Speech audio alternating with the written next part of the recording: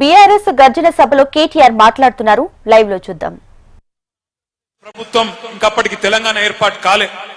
ఆనాడే అప్పుడున్న ఆంధ్రప్రదేశ్ ప్రభుత్వం కూడా ఈ ఆల్మట్టి డ్యాం కడితే ఇటు తెలంగాణకు అటు కిందికి ఆంధ్రకు నీళ్లు రావు, కట్టొద్దు అని చెప్పి అప్పట్లోనే పోరాటం కూడా చేయడం జరిగింది. మరి 4 రోజుల కిందట కర్ణాటక ప్రభుత్వం, అక్కడ కూడా కాంగ్రెస్ ప్రభుత్వమే ఉన్నది. అక్కడ ఉన్న కాంగ్రెస్ ప్రభుత్వం మొన్న ఒక నిర్ణయం తీసుకున్నది వారం రోజుల కిందట. ఏమని? ఇప్పటికే 519 మీటర్ల మీద ఉన్నది ఆల్మట్టి డ్యాం. 519 మీటర్ల మీద ఉన్నది. ఇంకొక 5 మీటర్లు పెంచుతాం అంటే ఇంకొక 18 ఫీట్లు పైకి కడతాం, ఇంకా ఎత్తుకు పెంచుతామని చెప్పి కర్ణాటక ప్రభుత్వం 70,000 కోట్ల రూపాయలు ఖర్చు పెట్టి కిందికి కృష్ణా నీళ్లు ఒక్క చుక్క కూడా రాకుండా చేసే ఒక ప్రయత్నం చేస్తా ఉన్నది. ముఖ్యమంత్రి చెప్పుకుంటాడు నేను నల్లమల పులిని అని చెప్పుకుంటాడు.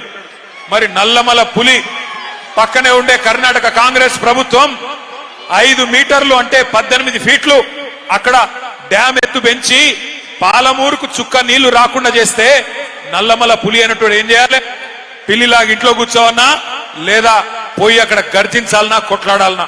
ఒకసారి గుర్తు తెచ్చుకోండి, నిజమైన పులి ఎట్లుంటదంటే కేసీఆర్ గారు 2001వ సంవత్సరంలో రాజోలి బండ డైవర్షన్ స్కీమ్ మీద నడిగడ్డకు నీళ్లు వస్తలేవని, అలంపూర్కు గద్వాల తాలూకాకు నీళ్లు రావడం లేదు, మా నీళ్లు మాకు రావాలి అని చెప్పి అక్కడ తూములు మూసేస్తేనే మాకు నీళ్లు వస్తాయని చెప్పి పాదయాత్ర చేస్తా ఉన్నారు. పాదయాత్ర చేస్తుంటే అవతల పక్కన రాయలసీమ ఎమ్మెల్యే ఒక ఆయన ఒక మాట అన్నాడు, కేసీఆర్ బ్లాక్ మెయిల్ చేస్తున్నాడు, నడిగడ్డకు నీళ్లు రావాలని చెప్పి ప్రభుత్వం మీద ఒత్తిడి తెచ్చే ప్రయత్నం చేస్తా ఉన్నాడు, ఒకవేళ కేసీఆర్ బ్లాక్ మెయిల్ కు కనుక లొంగి తూములు కిందికి దించితే ఆ తూములని బాంబులతో బద్దలు కొడతామని చెప్పి ఒక రాయలసీమ ఎమ్మెల్యే చెప్పినాడు. చెప్తే కేసీఆర్ గారు ఏం చేసినారు తెలుసా? ఒక నిజమైన పులి ఏం చేస్తాడు? ఆయన ఒకటే మాట చెప్పినాడు, నువ్వు గనక సుంకేసుల తూముల కాడికి అడుగు పెట్టినా అక్కడే ఉన్న మీ సుంకేసుల బరాజు ఉంది కదా, 1000 బాంబులతో లేపి పాడేస్తాం, తునకలు చేస్తామని చెప్పినాడు. మరి అలా నల్లమల పులి అని చెప్పుకునే రేవంత్ రెడ్డికి ఆ దమ్ము ఆ తెగువ లేదా? పాలమూరు ఎండిపోయే పరిస్థితి వస్తే, కిందికి నల్లగొండకు చుక్క కృష్ణా నీళ్లు రాని పరిస్థితి వస్తే మరి మనకు కేఎల్ఐ లిఫ్ట్ ఎక్కడిది, పాలమూరు లిఫ్ట్ ఎక్కడిది, శ్రీశైలంలకే కృష్ణా నీళ్లు రాకపోతే మనం పైకి నీళ్లు తెచ్చుకునే అవకాశం ఎక్కడిది? ఆలోచించమని చెప్పి నేను కోరుతా ఉన్నా. ఇట్లా అక్కడ పక్కనే ఉన్న కాంగ్రెస్ ప్రభుత్వం ఇవాళ కృష్ణను ఆపే ప్రయత్నం చేస్తుంటే పైనున్న రాహుల్ గాంధీ మాట్లాడాడు, ఇక్కడ ఉన్న రేవంత్ రెడ్డి మాట్లాడాడు, మళ్ళీ తిరిగి కొట్లాడేది మాట్లాడేది ఒకే ఒక్క నాయకుడు తెలంగాణ ప్రయోజనాల కోసం. ఎవరది? ఒక్క కేసీఆర్ గారు మాత్రమే. అందుకే కేసీఆర్ దండుగా మేము ఇవాళ అచ్చంపేట గడ్డ మీద నుంచి అడుగుతా ఉన్నాం ముఖ్యమంత్రి రేవంత్ రెడ్డిని, కాంగ్రెస్ ప్రభుత్వాన్ని, నీకు దమ్ముందా ఆల్మట్టిని ఆపేది, లేదా ఈ గులాబీ దండు బయలుదేరి అక్కడ పోయి అడ్డుకోవాలా చెప్పమని చెప్పి నేను అడుగుతా ఉన్నా. నీకు దమ్ముంటే, నీ ప్రభుత్వానికి తెగింపుంటే రాహుల్ గాంధీ దగ్గరికి పిలిపి కర్ణాటక ముఖ్యమంత్రిని, ఎట్లా కృష్ణా నదిని మా నల్లగొండకు పాలమూరుకు మా రంగారెడ్డికి కాకుండా చేస్తావు, ఎట్టి పరిస్థితిలో దీన్ని ఒప్పుకోం అని చెప్పి రాహుల్ గాంధీతో చెప్పి ఆల్మట్టి దగ్గర 70,000 కోట్లతోని వాళ్ళు ఏదైతే ఎత్తు పెంచే ప్రయత్నం చేస్తున్నారో దాన్ని వెంటనే ఆపేయి. ఆ దమ్ము నల్లమల పులికుందా? ఈయన నల్లమల పులేనా? నల్లమల పులే ఏంటిది మరి? ఇది పిల్లి కాదు, నక్క. నల్లమల నక్క. ఎందుకంటే నేను చెప్తలేను ఈ మాట. నిన్న కొడంగల్ నుంచి కొంతమంది వచ్చినారు తమ్ముళ్ళు, 300 మంది పార్టీలో జాయిన్ అయినారు, కాంగ్రెస్ వాళ్ళు, బీజేపీ వాళ్ళు. వాళ్ళు చెప్తున్నారు, అన్నా ఈ నక్క అచ్చంపేటకి వెళ్ళి పారిపోయి మా కొడంగల్కి వచ్చింది, ఈసారి తరిమి కొడితే మరి కల్వకుర్తి పోతుందో అచ్చంపేట పోతుందో వాళ్ళకు కూడా చెప్పురా అని చెప్పినారు. ఎందుకు నక్క అంటున్నా అంటే ఉత్తగనే కాదు, ఎలక్షన్ల ముందు ఏం చెప్పినాడు ఇదే రేవంత్ రెడ్డి? రైతులందరికీ చెప్పినాడు ఏమని?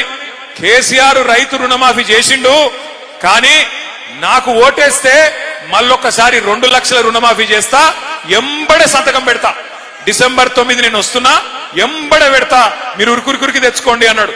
జరిగిందా రుణమాఫీ? అయిందా కాలేదా? చారాన అయ్యింది, బారాన కాలే. చారాన అయ్యింది, బారాన కాలే. ఇంకేం చెప్పిండు? ఇంకా 6 గ్యారంటీలు అన్నాడు. 6 గ్యారంటీలు. ఇది రాహుల్ గాంధీ గ్యారంటీ, రేవంత్ రెడ్డి గ్యారంటీ, బట్టి విక్రమార్క గ్యారంటీ, అని చెప్పి ఎన్ని కథలు చెప్పిండో ఒక్కసారి గుర్తు తెచ్చుకోండి. నేను మొన్న సూర్యాపేట పోయినా, అక్కడ సోదరుడు పెళ్ళైంది మన కార్యకర్తది. అక్కడ పోయే వరకు ఆ సోదరుడు వాళ్ళ అమ్మగారిని పిలిచిండు. ఇంట్లోకి వెళ్ళి పిలిచి, అన్న మా అమ్మగారు అని పరిచయం చేశా. అమ్మ బాగున్నారా అన్న. బాగానే ఉన్న బిడ్డ అన్నది. అన్నాక మరి మీరు కొత్త కోడల్ని బాగా చూసుకుంటున్నావా అన్న. ఆ అమ్మాయి ఏమన్నదంటే, ఏం కోడలు బిడ్డ అన్నది. నేను పరేషాన్ అయినా. ఇట్లా అంటుంది, నిన్నగాక మొన్న పెళ్ళయింది, అప్పుడే కోడల మీద ముక్కిరిసినట్టు మాట్లాడుతున్నది, ఏమైంది తల్లికి అనుకున్నా. ఏమైందమ్మా అన్న. ఏమో బిడ్డ, కొత్త కోడలు వస్తే 2500 వస్తాయి అనుకున్న, నెలకి ఏమొచ్చినా ఏం రాలేదు అన్నది. ఆ కోడలి పిల్ల కూడా చాలా గడుసు తిన్నది. ఆమె బయటికి ఉరికొచ్చింది. అత్తమ్మ నీకు కూడా 4000 పెన్షన్ వస్తుంది అనుకున్నా, నీకేమన్నా వచ్చిందా అని ఆమె కూడా అన్నది. అంటే ఈ రేవంత్ రెడ్డి చేయబట్టి ఏమైంది అంటే, ఎలక్షన్లు అప్పుడు పొంకనాలు కొట్టిండు కదా, పొంకనాల పోతిరెడ్డి ఏమన్నాడు ఆ రోజు, అత్తకు 4000, కోడలకు 2,500 వచ్చినాయా ఎక్కడన్నా? ఆఖరి కొండారెడ్డి పల్లిలను వచ్చినాయా? ఎవలకు లేవు. అత్తకు 4000 రాలేదు. ముసలాయనకు గుడిస్తా అన్నాడు. ముసలమ్మకే కాదు, ముసలాయనకు గుడిస్తా. కేసీఆర్ ఇంట్లో ఒకరికి ఇస్తున్నాడు, నేను ఇద్దరికి ఇస్తా అన్నాడు. ముసలాయనకు లేదు, ముసలమ్మకు లేదు. గవే 2000, గవే కేసీఆర్ పెంచిన 2000. ఆ 2000 కూడా 2 సార్లు ఎగ్గొట్టిండు. ఆ 2000 పెన్షన్ కూడా 2 నెలలు ఎగ్గొట్టిండు రేవంత్ రెడ్డి. అట్లాగే కోడలి పిల్లలకు చెప్పినట్టు మహాలక్ష్మి పథకం కింద మీరు 18 ఏళ్లు నిండిన ఆడబిడ్డలందరికీ డిసెంబర్ నెల నుంచే 100 రోజులు నిండంగానే నెలకు 2,500 మీకు ఇచ్చేస్తా అని చెప్పినాడు. అందుకే ఇవాళ మేము ఒక పని చేసినాం. ఏం చేసినామంటే, వీళ్ళు కాంగ్రెస్ వాళ్ళు ఎలక్షన్లకు ముందు గ్యారంటీ కార్డులు మంచిని యాదికుందా, ఇది మా గ్యారంటీ అని. అందుకే ఇవాళ అచ్చంపేటలో మీ అందరికీ నేను కాంగ్రెస్ ఓలోలకు ఎంతెంత బాకీ పడ్డదో కాంగ్రెస్ బాకీ కార్డు ఇంటింటికి పంచబోతా ఉన్నాం. ఎవలోలకు ఎంతెంత బాకీ పడ్డది కాంగ్రెస్ అంటే, ఆడపిల్లల విషయమే తీసుకుంటే, మహాలక్ష్మి పథకం విషయమే తీసుకుంటే, ఒక్కొక్క ఆడబిడ్డకు 22 నెలలను నెలకు 2,500 చొప్పున 55,000 రూపాయలు కాంగ్రెస్ పార్టీ బాకీ ఉన్నది. రైతు బంధు గుర్తున్నదా? టింగు టింగుమని పడుతున్న కేసీఆర్ గారు ఉన్నప్పుడు పడుతుందా? ఇప్పుడు అది కూడా ఆ కేసీఆర్ ఉన్నప్పుడేమో నాట్లప్పుడు పడుతుండే. రేవంత్ రెడ్డి వచ్చినాక ఓట్లప్పుడు మాత్రమే పడుతుంది, తర్వాత మళ్ళా రాదు. పార్లమెంట్ అప్పుడు పడ్డది, మళ్ళా పంచాయతీ ఎలక్షన్ ఉన్నాయేమో అని మొన్న కొంతమందికి వేసినాడు. అది కూడా ఏం చేసినాడు, కేసీఆర్ 10,000 వేస్తే నేను 15,000 ఇస్తా అన్నాడు. అందుకే ఇక్కడ ఒక్కొక్క రైతుకు ఎంత బాకీ ఉన్నాడో ఇక్కడ రాసి పెట్టినాం. ఎంత బాకీ ఉన్నాడు రేవంత్ రెడ్డి అంటే, ఒక్కొక్క రైతుకు ఏదైతే 15,000 ఇస్తా అని చెప్పి మొన్న 12,000 ఇచ్చిండో, ఒక్కొక్క రైతుకు ఎకరానికి ఈ ఒక్క పంటకే 3,000 బాకీ ఉన్నాడు. పోయిన 2 పంటలకు 5,000 చొప్పున బాకీ పడ్డాడు. అట్లాగే మీరు రేవంత్ రెడ్డి ప్రభుత్వం రాకముందు పెద్ద పెద్ద మాటలు చెప్పినాడు. కేసీఆర్ ప్రభుత్వం ఒక ఆడపిల్ల పెళ్లి చేసుకుంటే 1,00,000 రూపాయలు ఇస్తున్నది, మరి నేను 1,00,000 రూపాయలు కాదు దాని మీదికెళ్లి తులం బంగారం ఇస్తా అన్నాడు. ఇప్పుడు 8 లక్షల పెళ్లిలైనాయి. మరి కాంగ్రెస్ ప్రభుత్వం వచ్చినాక ఎన్ని లక్షల తులాల బంగారం బాకీ ఉన్నాడో? 8 లక్షల తులాల బంగారం బాకీ ఉన్నాడా? అడుగుదామా?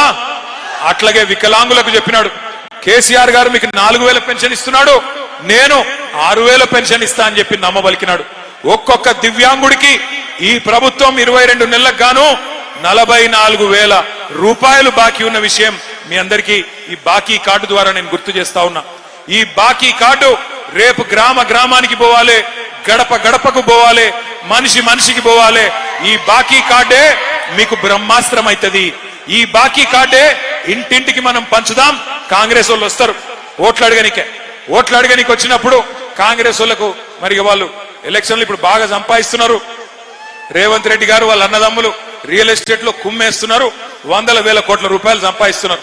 సహజంగానే ఓటుకు 5,000 ఇచ్చినా ఇస్తారు. కాబట్టి మీరు కూడా ఏం చేయండి అంటే, ఓటుకు 5,000 ఇచ్చినా తీసుకోండి, ఏం తప్పులేదు. కానీ బాకీ కార్డు ముంగట పెట్టండి. కొడుక 5,000 ఇచ్చినావు, మరి మిగతా 50,000 ఎప్పుడు ఇస్తావు అని అడగాల. కొడుక 2,000 ఇచ్చినావు, మరి మిగతా 53,000 ఎప్పుడు ఇస్తావు, ఏం సంగతి అని అడగాల. మా ఆడబిడ్డల దగ్గరకు వస్తే మరి 55,000 ఎప్పుడు ఇస్తావన్నా అని అడగాలి. తులం బంగారం ఎప్పుడు ఇస్తావన్నా అని అడగాలి. కొత్త పథకాలు వస్తాయి అనుకున్నారు. మీ అచ్చంపేట వాళ్ళు ఏమనుకున్నారో కూడా నాకు తెలుసు. మీరు ఏమనుకున్నారంటే, అచ్చంపేట వాళ్ళు మా ఎమ్మెల్యే ఓడిపోతాడు కానీ కేసీఆర్ గెలుస్తాడు కదా అనుకున్నారు. అంతే అనుకున్నారా? అంతేనా? ఒకసారి అంతే అనుకున్నారు, చేయలేవటండి. అందరూ అంతే అనుకున్నారా? అంటే పోతే మా ఎమ్మెల్యే పోతాడు కానీ కేసీఆర్ అయితే ముఖ్యమంత్రిగా ఉంటాడు అనుకున్నారు. అట్లాగే పక్క కొల్లాపూర్ వాళ్ళు అట్లే అనుకున్నారు, యువత వాళ్ళు కూడా అట్లే అనుకున్నారు. అందుకే ఓడిపోయినాం మనం. ఎక్కడ